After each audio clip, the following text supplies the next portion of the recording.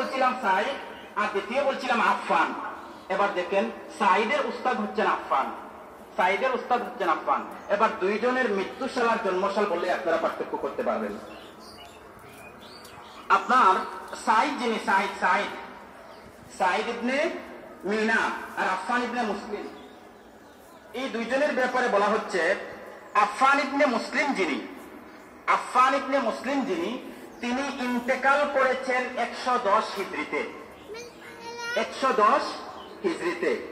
আর ওনার ছাত্র হিসেবে যাকে বলা হচ্ছে সাইদ, তিনি জন্মগ্রহণ করেছেন 134 হিজরিতে। আচ্ছা বলেন তো 134 হিজরিতে যে উস্তাদ 110 হিজরিতে যে উস্তাদ মৃত্যুবরণ করে 24 বছর পরে সাইদ কিভাবে তার ছাত্র হয়?